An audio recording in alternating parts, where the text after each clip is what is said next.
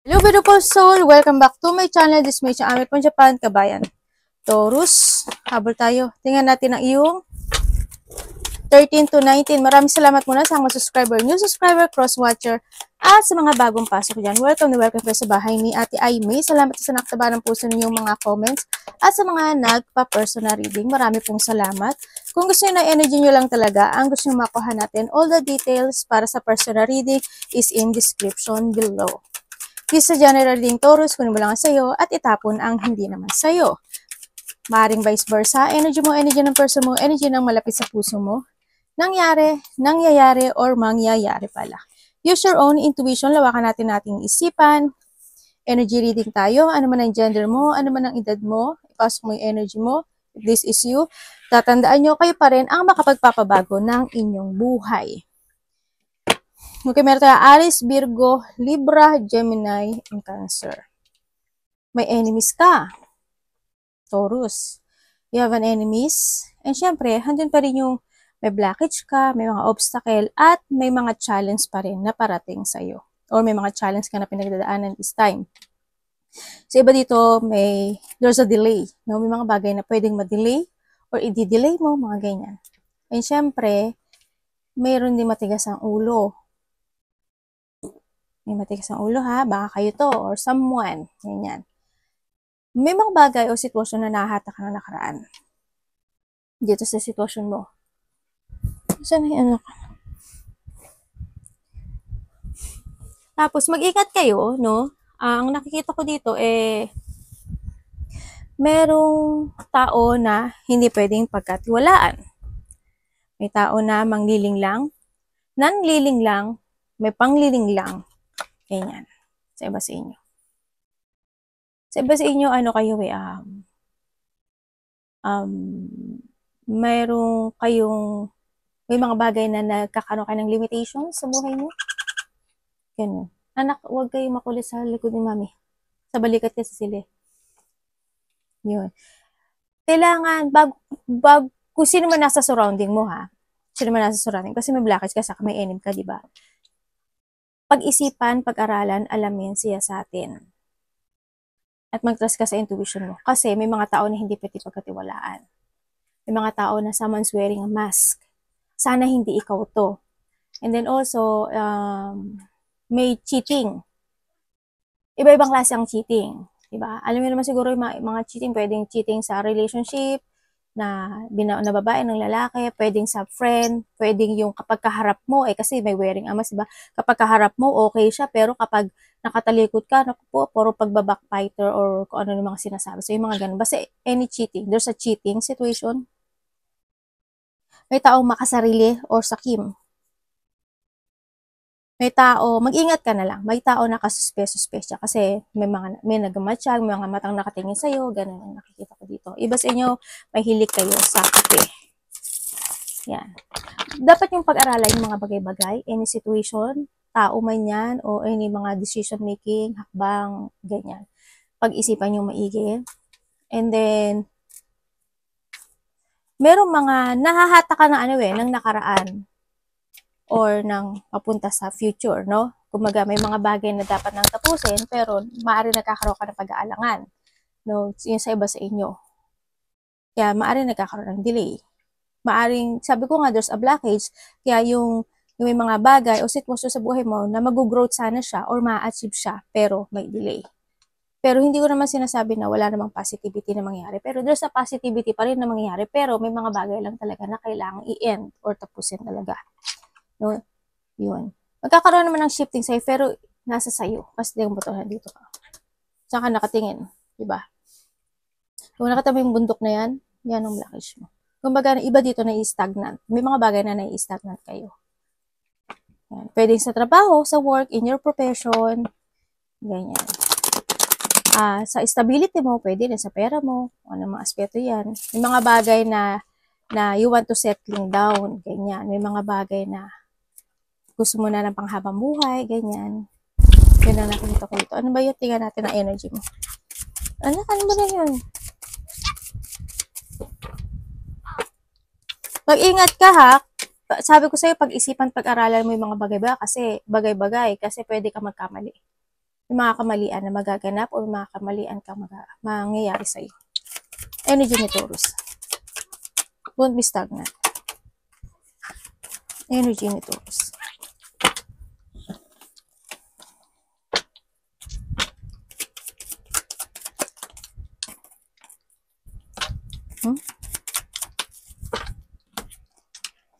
Okay, energy mo, medyo hindi good yung energy mo, no? Kasi nandito ka sa sitwasyon mo na, sabi ko nga sa'yo, may obstacle, may blockage ka, di ba? Nahang ka. May mga bagay na inaalala mo o nahatak ka ng nakaraan. Ang energy din na nakikita ko sa'yo, meron ka mga sitwasyon na pinagtatagaan, pinagtitiisan, nagtitimpi ka, nagtitiis ka, mga ganyan. Yun na nakikita ko. Maaari may mga inaalala ka, worrying, anxiety, depression. Anak, dami yo, so diba? So di dami yo. Asobi ike do. Demo mami kanda wa akang yo. Sili mami okulu kala ne. Tapos, yun ang nakikita ko sa iyo. Iba sa inyo, maaari nagkakaroon ka ng mind drain, ganyan. May mga insomnia kayo, may mga anxiety, depression, stress siguro iba sa inyo. Kung saan aspeto ng buhay mo yan, no? Sa nakikita ko dito. And then, may mga pasanin, ganyan sa iba, or there's a burden. May mga inaalala kayo. Siguro you're waiting for something, no? You're waiting for something to reveal or katotohanan or something enlightenment. Kasi sometimes kasi we need ng pagsasakripisyo. Huwag kang mag-take a pose. Huwag kang magstay sa mga iniisip mo. Kung hindi na ba makakagood, bakit ka pa mag-stay, diba? Tingnan natin ang parating. Ano pong parating kay Taurus? Huwag kang magkaroon ng limit sa sarili mo. Gawin mo yung alam mong nararapat na makakagood para sa'yo.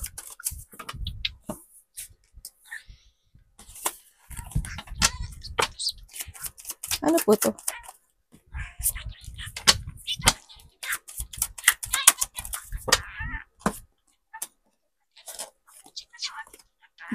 Universe, tapos na to.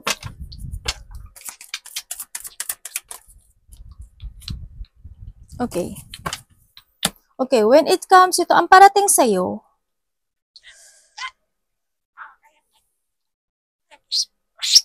iba sa inyo, baka may travel kayo, no? O may mga lakad kayo, may mga pupuntahan kayo, ganyan, sa inyo. Siguro may mga celebration, fun, happiness, enjoyment, getting together, when it comes sa close relationship nyo, family man yan, unity, reunion, ganyan. O kaya, may mga, sa iba sa inyo is, there's our achievement, malaki man yan o maliit, yan. You will enjoy the fruit of your labor. Sa iba sa inyo, yung mga ginawa nyo, siguro magkakaroon na ng successful o hindi nyo na yung magiging maganda yung result niya after na nahirapan ka, after na nagkaroon ka ng frustrations in life. Maaring sa iba sa inyo, ganon. And then, iba dito is coming home. No? Maaring uwi ka ng probinsya, uwi ka ng ibang bansa, uwi ka ng Pilipinas, or someone is uwi patungo sa'yo or magkikita kayo, mga ganyan, getting together nga eh. Sa iba sa inyo. So, iba dito, community or teamwork, ganyan. And then, ang parating din sa iyo is there's a beginning, no? Ibig sabihin, may magsisimula. Either may magsisimula ka na pagbibigyan mo ng focusing o may sisimulan ka na kailangan mong simulang muli. Kailangan bumalik from the zero. You need from the basic. Maaaring gano'n. May mga gano'n na mga parating sa iyo. May mga nakikita na maaari ba dito is a work, maaari may mga ma-master rin kayo, may mga, halimbawa, ipa-practicing kayo, ganyan, may mga skills, developing, maaring ganun gagawin nyo, o kaya sa iba magpo-focus at magkukumit ka sa gusto mong mag-success in your life, maaring ganun, may mga bago kang bibigyan ng effort and hard work, mga ganun sa iba sa inyo. Maaaring may mga gusto mong i-perfect, may mga ganong sitwasyon. Ako nakikita ito. Diba? Maaaring halimbawa with car, kasi nandito rin si car. Maaaring gano'n, no? Medyo napuprostrate ka if mag-a-achieve ako dito sa car na to, ganyan. Kung ano man yan, halimbawa by license, o kaya kung ano man related to a car, ganyan. Halimbawa, example ko lang yun Sa iba naman sa inyo, siguro, when it comes sa kung kukuha kayo ng license, may mga bagay kayo na dapat balikan. Diba? Balik kayo sa from the basic, mga ganun. And also, parating sa'yo, sa iba dito, sana hindi naman lahat. Sana hindi lahat. May frustration. Pwede kayong malito. May mga bagay na pwede kayong malito. Sa iba naman, pwedeng feeling stuck ka, or matatrap ka, o kaya naman sa iba is makakapag-focus ka sa iyong self-imprisonment na maaring pain situation. Halimbawa, na-frustrate ka, na-stress ka, nag-aalala ka when it comes sa mga bagay-bagay na gusto mo ma-achieve. Ano bang gagawin ko? Paano ba mag-upisa? Paano ba ganito? Paano ba ganyan? Maaaring iba sa inyo ganun, no? May mga negative thought situation.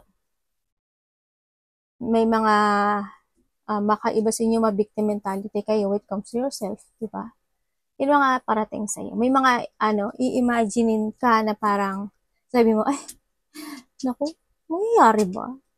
Parang may mga bagay na mawawalan ka ng pag-asa. Ganyan. Sana hindi lahat. Sana the full na siya, no? Ano dapat iwasan? Dapat iwasan ni Taurus. Kasi sabi ko nga sa'yo, may blockage ka, di ba? Kumbaga, yung achievement na you want is in your choice. Tanda mo, the choices is always available sa'yo. You need to start again. You need to start a beginning, to the basic, from the zero. Ganun. Dapat iwasan ni Taurus. Kusang aspeto ng buhay mo yan.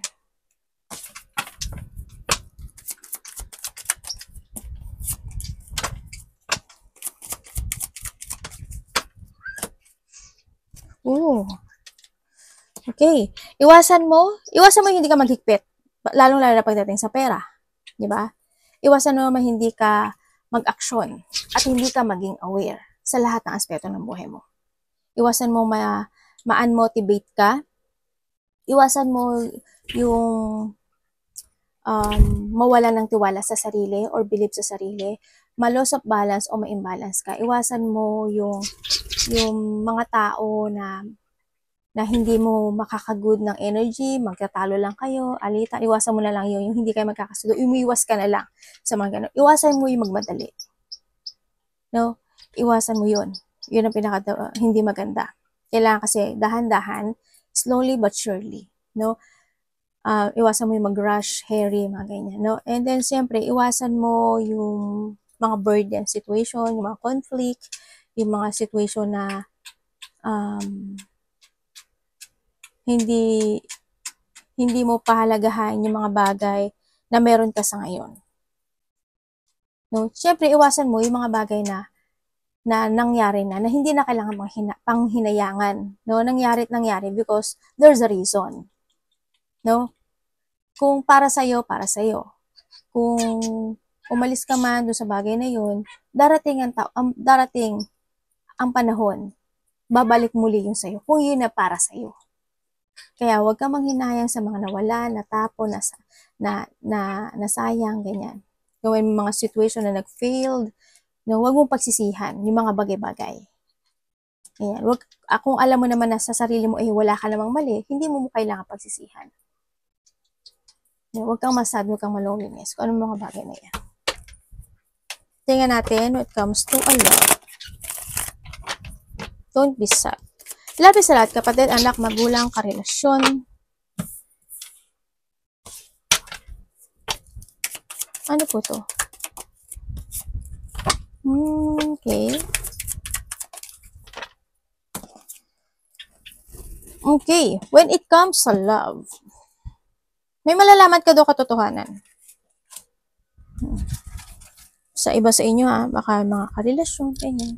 Okay, when it comes sa love, kung meron tayo Aquarius, Gemini, Libra, Taurus, Virgo, Capricorn. Pero nandito si Magician. Lahat nandito.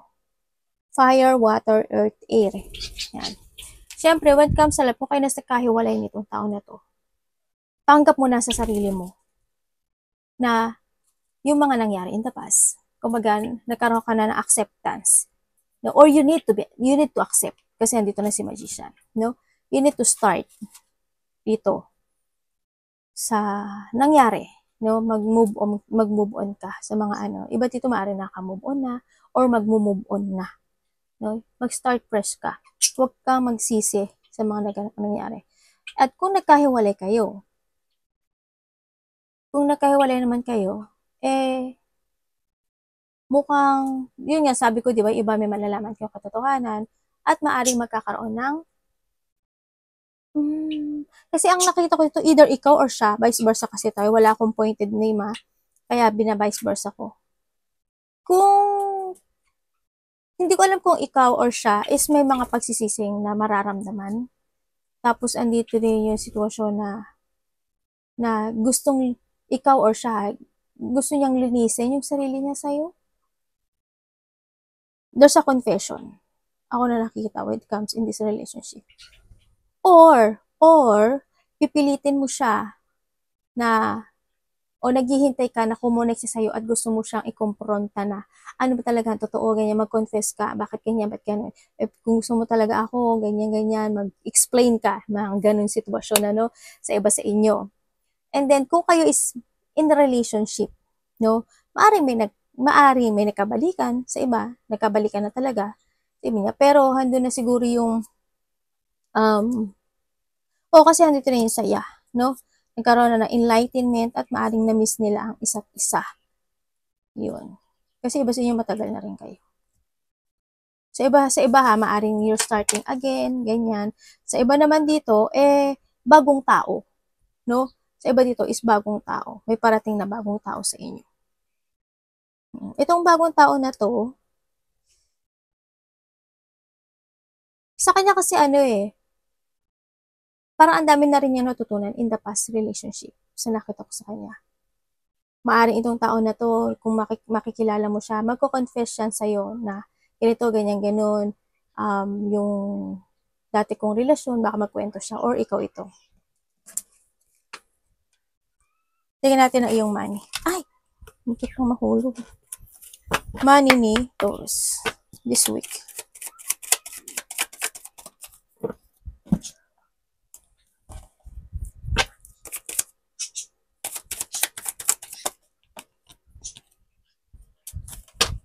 Ay, naku, may nakita ako sa damit ko, May blessing. Pupo blessing. Diba yun? Uy. Medyo sa iba sa inyo, ingatan nyo yung money nyo. Kasi, kailangan nyo mag-save ng money. Sa iba, nagiging negative kasi siya. No, dito rin si Tower. Diba? Siguro kaya ako nakikitang negative kasi siguro may mga pinapadalan kayo, ganyan, lalo kung nasa ibang bansa kayo, may mga pinagbibigyan kayo o tinutulong nyo o kung ano man yan. You need to save money. Dito. Kailangan mong i-release. May mga bagay o sitwasyon na you need to release. Isipin mo naman yung sarili mo. Isipin mo naman yung future mo. Kasi pag hindi nangyari yun, may pangarap na hindi mo makakamit. Tandaan mo, yung destiny ng future mo is in your hand. You need to release something. Kailangan ka magkaroon ng mental strength kung ano talaga yung pufukusan mo in life. Kung ano talaga yung i-build mo sa pagdating sa pera. Yung sarili mo ba o yung ibang tao? Sa tingin mo ba, hindi ko naman sinasabi magdamot ka. May mga dapat ka lang i-release. No, may mga dapat ka i-change. Sa tingin mo ba, yung mga sitwasyon na yun, kung sino man yun, kung ano man yun, at the end, matutulungan ka ba nila? Hindi. Hindi ko nakikita. Hindi ko nakikita. Kapag wala na sila, pag wala ka na, wala na rin sila sa'yo. Tingnan natin, any opportunity. Ito.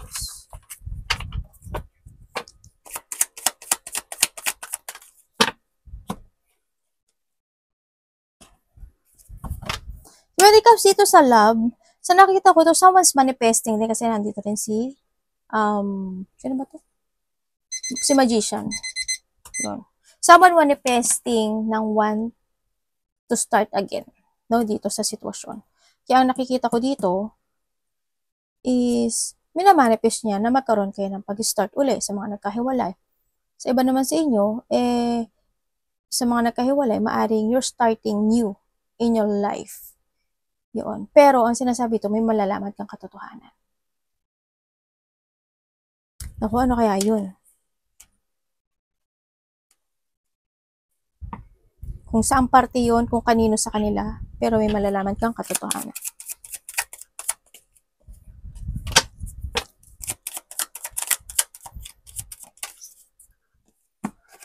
Uy, lalala. Okay. Sa nakikita ko sa'yo dito, any opportunity kasi nagbabago na yung journey mo ngayon no? Sa iba sa inyo. Pero, andito si nagkakaroon naman ng renewal sa'yo, pero ang hindi ko maintindihan sa'yo, kung bakit nakakaramdam ka, Taurus, pa rin ng lungkot.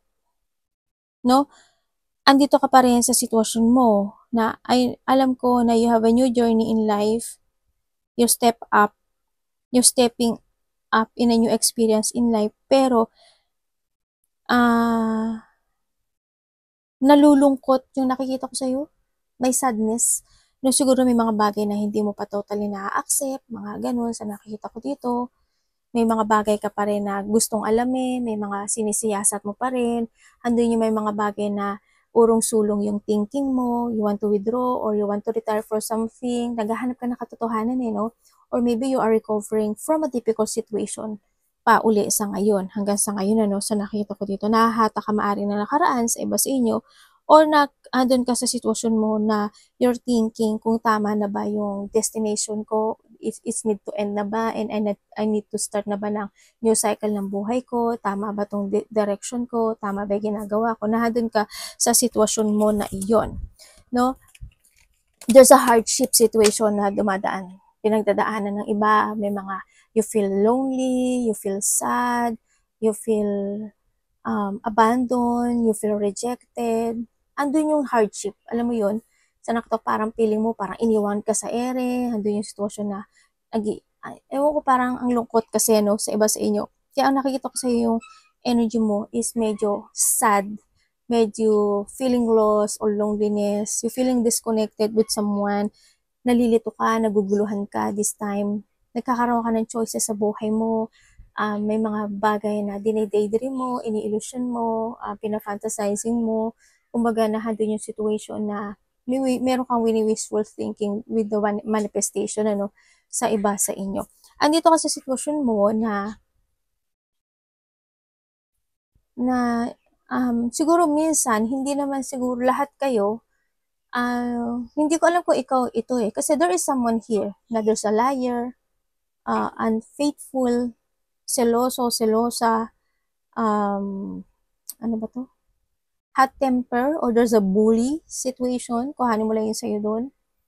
May tao na yun nga, sabi ko parang moody siya, no? Sa nakikita ko dito. Moody, magulo yung isip, ang daming iniisip. May tao na parang kailangan siya yung masunod, or parang sa kanya confident siya at parang siya yung hari-harian type, pero deep inside, deep inside, weak yung energy niya, inside, no? May tao na nagkakaroon ng insecurity or masungit, mga ganyan. Low confidence yung nakukuha kong energy dito Yun. Sa iba sa inyo, naguguluhan ka, yun nga, tulad ng sabi ko, naguguluhan ka if you want to withdraw something into your life. Sa iba sa inyo, naghihigpit-higpitan effect, pero mahina naman ang loob. May nagsisinungaling. Kung sasabihin mo sa akin, nagsisinungaling, maaaring babae ito. Sabihin ko sa iyo pero tayong Virgo. Aries, Leo, Sagittarius. Pisces, Cancer, Scorpio. Ayan. Yan mga nandito. Ang medyo, yung mga sinabi ko kanina, yan yung mga element na yan. Ibig sabihin, wala ka dito. Siguro sa moody, ikaw to. Ganyan. Tingnan natin. Advice. Wheel of Fortune, no? Advice, Taurus. Kailangan mo nang mamili, sinasabi dito. It's your choice. The Nine of Cups. Meron talagang ano, no? Alam mo yung may mga bagay na hinintay mo ng matagal eh. May mga bagay na hinintay mo ng matagal. Nahadon ka sa sitwasyon na yun na, na nag-commit ka dun sa bagay na yun, no? Nagtiis ka dun sa bagay na yun ng matagal na panahon, pero ang nangyari sa'yo, yung dreams na yun, biglang nag-shattered sa'yo, no? Sa nakikita ko dito. Kasi nandun ka pa, nakakommit ka dun sa bagay na yun kasi iniisip mo na, ay baka ma-develop pa, baka magkaroon pa. No? Kumaga, hindi ka nagmadali in that part kasi siguro may mga bagay na want to heal or ayaw mo naman di kasi madaliin, baka rin na iniisip mo na kailangan pa siguro na i-work hard, ganyan, may mga bagay na pa siguro na kailangan ng clarity, mga ganon sitwasyon. Kaya nahadun sa sitwasyon, naging slow ka dun sa part na yun, pero dumating yung time sa nakita ko dito na biglang nag-shatter dyan. Nagkaroon ng sadness, na unfulfillment, nagkaroon ng mga dissatisfaction, as in stress, sadness, may mga nag-fail, nagkaroon ng negativity in life, no? Ang nakikita ko sa ito. Talagang nahado na yung ano, you feel pain or you feel break in this situation, ano, sa aspeto ng buhay mo na yan sa nakikita ko dito. Kumbaga, maaring hando na rin yung point na need na or maaring ikaw na rin mismo ang mag-aalis sa sarili mo do when it comes dun sa pain na yun, ano, sa iba. Yun. May mga nagkaroon ng mga unexpected, no? A blow of emotions. Maaring nagkaroon ng pain, na-disappoint ka, nagkaroon ng deep hurt, nalungkot, sobra sorrow, conflict, you feeling hopeless. There's a loss also, no? Iba kasi yung loss. Loss of money, loss of loved ones, loss of pet, loss of something. O ano man yan. There's a loss situation happen. Nagkaroon ng depression, nalungkot, nalito, yung iba hindi nagkasundo, kuhanin mo lang iba sa inyo. There's a heartache sa iba. Sobrang grief or sobrang intense ang mga nangyari, or sa iba is nagkaroon ng emotional pain. Maaring ganun. Or maybe you remove yourself or you i-division mo yung sarili mo dun sa bagay na yun to heal or ano. Sinasabi dito, yun nga, you need to heal your situation in life. You need to heal your heart. Okay na kailangan mo na mag-enter sa bagong ikaw. Mag-focus ka sa mga wish come true mo this time with your own. Kailangan mo ngayon is magkaroon ka ng progress. This is a time kasi na kailangan mo na maging practical sa life. No? Maging practical ka na, mag-focus ka. Mag-go ka to a new routine in life. No? Mag-focus ka sa work mo, mag-focus ka sa stability mo, mag-focus ka sa future mo. No? To improve also, no? You need to improve more yourself, improve something into your life, be dedicated sa goal mo, and then still and grounded, sinasabi rin dito. Siyempre, maging productive ka sa mga bagay-bagay. Kasi alam ko naman sa iba sa inyo, you give your hard work and effort sa lahat ng bagay sa ngayon or need, no? Kasi andito na rin si Wheel of Fortune. And pag nagawa mo yon, the change of your fortune is coming to you. There's a good luck, there's a good karma, a new destiny, cycle of destiny, mangyayari yon. Magto-turn sa'yo yung Wheel of Fortune. All your favor is papabor sa'yo. May mga bagay kasi na dapat kasi mapag-aralan eh. Kaya ganun na nangyayari. Arigato namaste, God bless.